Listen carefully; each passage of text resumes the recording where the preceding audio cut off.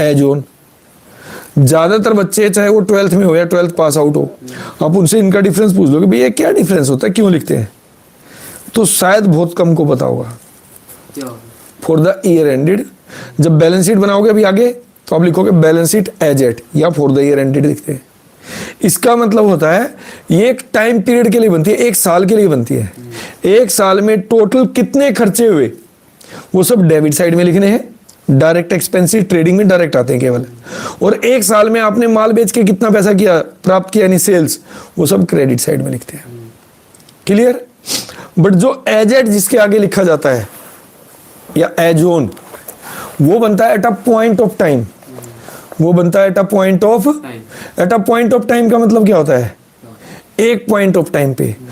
जैसे इस point of time में चेंज होगा तो जो आपकी बैलेंस शीट की वैल्यूज होती है, असेट्स और लायबिलिटी, एक ट्रांजैक्शन हो जाएगी और उसमें भी चेंज हो जाएगा। इसलिए बैलेंस शीट जो बनती है वो एज एट या एज ऑन के साथ बनती है, और trading and profit and loss जो बनता है वो फॉर द ईयर एंडिंग के साथ बनता है। हमेशा trading and profit and loss account for the year ending, जो भी साल के एंड में बना रहे वो डेट लिखोगे, और बैलेंस शीट बनाओगे तो लिखोगे बैलेंस शीट एज एट या एज ऑन 31 मार्च 2025, जैसे जो लास्ट बनी हुई। तो एज ऑन का मतलब है पॉइंट ऑफ टाइम, और फॉर द ईयर एंडिंग का मतलब होता है पीरियड ऑफ टाइम। वो एक साल का बनता है, और बैलेंस शीट एक पॉइंट ऑफ टाइम पे बनती है। क्यों? कहीं पे तो आपको रुक के